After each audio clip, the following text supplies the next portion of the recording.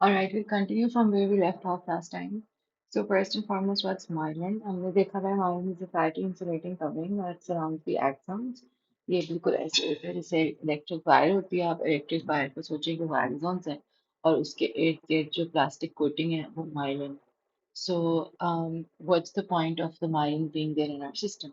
ये conduction को fast कराती है, saltatory conduction कराती है। Saltatory conduction basically क्या होती है कि normally impulses would move continuously, लेकिन saltatory conduction की वजह से वो jumping allowed करती है। तो जो सिग्नल है वो नोड्स ऑफ रैनवियर के बीच में जंप करता है, इसको हम सॉलिडेटरी कंडक्शन कराते हैं। और ये जो कंडक्शन वेलोसिटी है ये फास्ट है, सॉलिडेटरी है, और इसकी वजह से जो माइलिन है वो एनर्जी एफिशिएंसी इंक्रीज करता है। ठीक है। वैसे लैटिन में सॉल्ट एयर का मतलब होता है to jump, so that's the way you can remember saltatory conduction. Why are nodes important? ये जो नोड्स ऑफ रैनवियर होते हैं यहाँ पे हाई कंसंट्रेशन होती है सोडियम चैनल्स की। So depolarization only occurs in these high sodium channel areas, ठीक है। तो ये मैसिवली स्पीड को इंक्रीज करता है। अब क्लिनिकल कोरिलेशन की यहाँ पे हम ये देख सकते हैं कि अगर माइलिन डिस्ट्रॉय हो जाए तो कंडक्शन स्लो हो जाती है, सिग्नल्स ब्लॉक हो जाते हैं और वीकनेस और सेंसरी लॉस होता है। ठीक है। अगर हम देखें सीएनएस की माइलिन और पीएनएस की माइलिन, मतलब कि जो सेंट्रल नर्वस सिस्टम की माइलिन है वो ओलिगोडेंड्रोसाइट्स उसको क्रिएट करते हैं, और जो पेरिफेरल नर्वस सिस्टम की माइलिन है वो शॉन सेल से होती है। अगर आपको याद हो तो शॉन सेल्स जो है वो हमारी न्यूरल टेस्ट सेल से बन रहे थे। एक और चीज़ ये है कि अगर कोई एक्सॉन इंजरी हो जाए तो शॉन सेल्स जो है ना ये डेब्री को क्लीन करते हैं और ट्यूब्स फॉर्म करते हैं, और वहां से एक प्रॉक्सिमल एक्सॉन नया स्प्राउट कर जाता है। तो ग्रोथ कोन जो है ना ये इस पाथवे को फॉलो करती है और एक्सॉन वहां से रिकनेक्ट कर जाता है। इसको हम, जब ये डिस्टल पार्ट एक एक्सॉन का डीजेनरेट करता है ना, इसको हम वैलेरियन डीजेनरेशन कहते हैं। और जब ये हमारे पास पेरिफेरल नर्वस सिस्टम में होता है तो शॉन सेल आके इसको रीजनरेट करा सकता है। तो आप देख रहे हैं कि पेरिफेरल नर्वस सिस्टम में आपके पास एक कैपेसिटी है कि आप रीजनरेशन कर सकते हैं, लेकिन सेंट्रल नर्वस सिस्टम में नहीं है। ठीक हो गया। तो सेंट्रल नर्वस सिस्टम में ओलिगोडेंड्रोसाइट्स ये काम करते हैं माइलिन का, और पेरिफेरल नर्वस सिस्टम में शॉन सेल्स करते हैं। शॉन सेल्स का मेन फंक्शन है कि ये पेरिफेरल नर्वस सिस्टम को माइलिनेट करते हैं, एक्सोनल रीजनरेशन की हेल्प करते हैं और न्यूरल कैस्ट सेल से डिराइव होते हैं। एक इम्पॉर्टेंट कॉन्सेप्ट यहाँ पे ये है कि हर एक शॉन सेल जो है ना वो हर एक एक्सोन सेगमेंट को रैप करते हैं। मतलब one Schwann cell is equal to one axon segment. ठीक है। अब एक यहाँ पे हमारे पास एग्जाम्पल है, हम यहाँ पे देख सकते हैं कि इंक्रीज कनेक्शन वेलोसिटी और सिग्नल्स ट्रांसमिटेड डाउन एक्सॉन्स। क्यों भाई? सॉलिटरी कंडक्शन होती है, जंपिंग होती है नोड्स ऑफ रैनवियर पे। ये वो एरियाज हैं जहाँ पे हाई कॉन्सेंट्रेशन है सोडियम चैनल्स की। In CNS, including cranial nerve 2, myelin is synthesized by oligodendrocytes. In PNS, including cranial nerve 3 all the way to 12, myelin is synthesized by Schwann cells. ठीक है। क्या करते हैं ये? myelin wraps and insulates the axons, ठीक है, space constant और conduction velocity बढ़ाते हैं। ठीक हो गया। आप इसको याद कर सकते हैं एज COPS, CNS, oligodendrocytes और PNS Schwann cells। अच्छा जी, अब जो श्वान सेल्स हैं ये प्रमोट करते हैं एक्सोनल रीजनरेशन को और derive from neural crest. Each Schwann cell myelinates only one PNS और they are injured in something called Guillain Barre syndrome. हम यहाँ पे देखें कि सीएनएस जो है वो ओलिगोडेंड्रोसाइट से माइलिन बन रही है और पीएनएस की श्वान सेल्स से। सीएनएस की माइलिनेशन मल्टीपल एक्सन्स कराते हैं लेकिन पीएनएस की एक एक्सन। ठीक हो गया। रीजनरेशन सीएनएस में पुअर है, पीएनएस में आपकी it's good. Basal lamina CNS में नहीं होता, but this is very important for repairing the PNS peripheral nervous system. अब ये देखें कि यहाँ पे ट्राइड एग अपीयरेंस होती है। Oligodendrocyte wraps multiple axons, but Schwann cell wraps only one axon. ये फ्राइड एग अपीयरेंस आप हिस्टोलॉजिकली देख सकते हैं। अब कुछ कंडीशन है आपके पास, मल्टीपल स्क्लेरोसिस। मल्टीपल स्क्लेरोसिस में ऑटो इम्यून डिस्ट्रक्शन होती है माइलिन की सीएनएस में, तो ओलिगोडेंड्रोसाइट्स डैमेज हो जाते हैं। आपको डीमाइलिनेशन की वजह से न्यूरोलॉजिकल डिफेक्ट्स मिलते हैं और सीएनएस में आपको प्लेक्स मिलते हैं। ठीक हो गया। अब एक और हमारे पास डिजीज है which is called progressive multifocal leukoencephalopathy PML. ये जीसी वायरस से कॉज होती है। It infects the oligodendrocytes and leads to rapid demyelination. This is seen in immunocompromised HIV transplant patients. इसका बज़वर्ड है वायरल डिस्ट्रक्शन ऑफ ओलिगोडेंड्रोसाइट्स।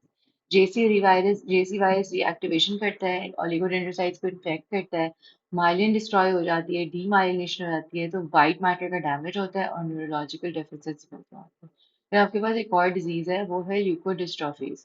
ल्यूकोडिस्ट्रॉफीज जो है, these are genetic disorders of myelin. Example metachromatic leukodystrophy, जैसे, और यहाँ पे grab disease. तो problem क्या होती है ल्यूकोडिस्ट्रॉफीज में? आपको माइलिन फॉर्मेशन या मेंटेनेंस का डिफेक्ट मिलता है और ल्यूकोडेंड्रोसाइट्स का डिसफंक्शन होता है। और फिर एक आपके पास डिजीज है क्रैब डिजीज, जो आपने यहाँ पे भी देखी। Krabbe disease it's genetic leukodystrophy. एक माइलिन डिसऑर्डर होता है, इसका कॉज होता है वो जो हमने बायोकेमिस्ट्री में पढ़ा था, गैलेक्टोसेरेब्रोसिडेज। तो गैलेक्टोसेरेब्रोसिडेज के ना होने की वजह से या डेफिशिएंसी की होने की वजह से अक्यूमुलेशन हो जाती है साइकोसिन की, और ये टॉक्सिक है। तो this kills the oligodendrocytes and you get severe CNS demyelination. Now we have something called as the Guillain-Barre syndrome. हम Guillain-Barre syndrome देखते हैं, ठीक है। Guillain-Barre syndrome में हमारे पास क्या होता है कि असेंडिंग पैरालिसिस होता है। असेंडिंग पैरालिसिस का बेसिकली मतलब क्या होता है कि नीचे से पैरालिसिस शुरू होता है, आहिस्ता आहिस्ता ऊपर आता है। गिलियन पायर सिंड्रोम में हमारे पास जो शॉन सेल्स है ना पेरिफेरल नर्वस सिस्टम में, उनका ऑटोइम्यून डिस्ट्रक्शन हो जाता है। पेशेंट्स असेंडिंग पैरालिसिस होता है, पेशेंट्स को टिंगलिंग होती है, लॉस ऑफ रिफ्लेक्सेस होते हैं। भाई ये असेंडिंग क्यों होता है? क्योंकि सबसे छोटी नर्व्स जो है ना, they get affected first, so it starts in the feet and then travels up to the legs and then travels up to the arms. So, uh, why is it ascending? Because the longest nerves get affected first. This is something that I would want you guys to remember, that the longest nerves get affected first.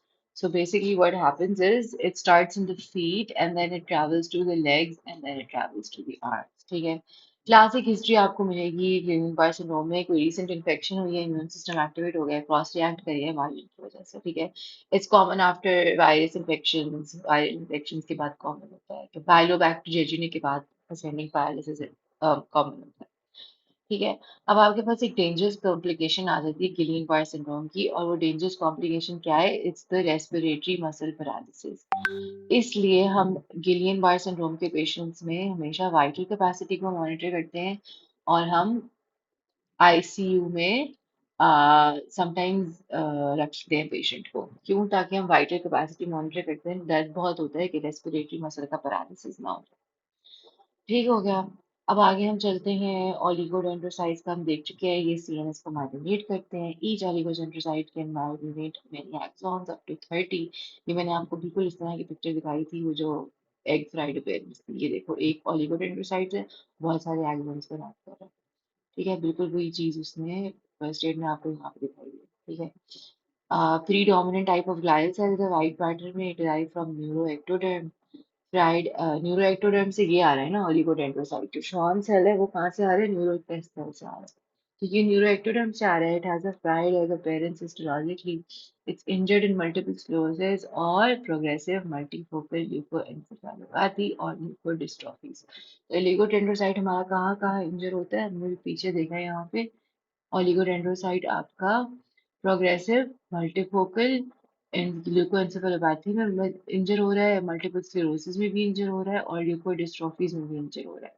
Rap disease में क्या मसला था? गैलेक्टोसेरेब्रोसिडेज का मसला था।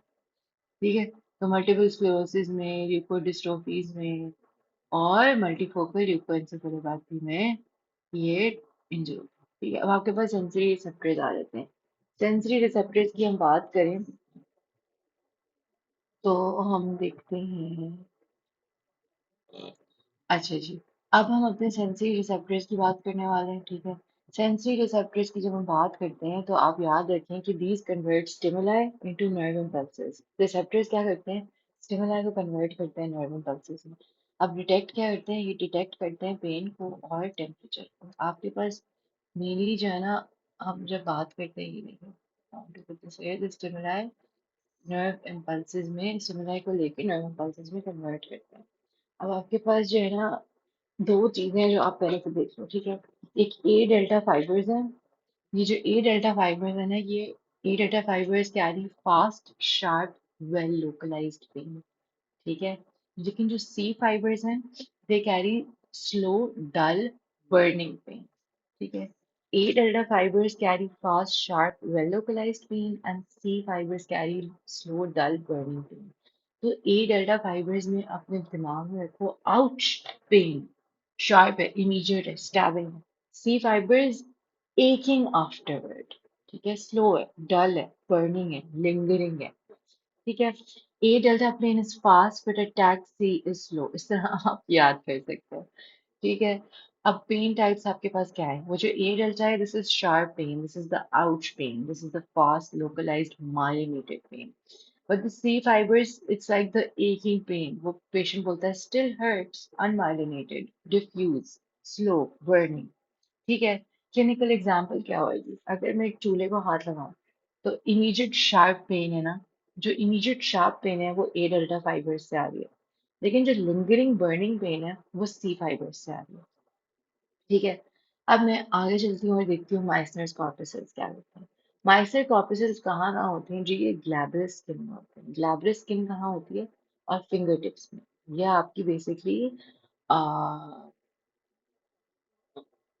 ये आपकी basically palms, finger tips, soles, lips, eyelids, nipples, external genitalia में होती है ग्लैब्रस स्किन। ग्लैब्रस का मतलब है हेयरलेस थिक स्किन, राइट? तो ये उन एरियाज में आपको मिलती है जहाँ पे आपको फाइन टच चाहिए, आपको ग्रिप चाहिए और आपको प्रिसीजन सेंसेशन चाहिए।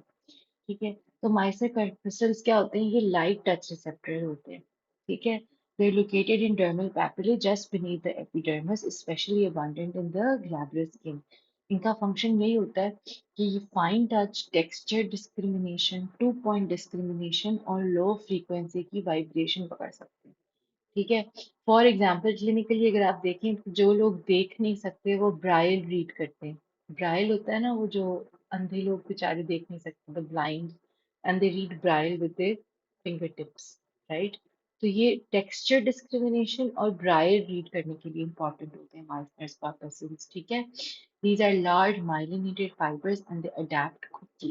They have to adapt quickly if they need to send sensations for fine touch.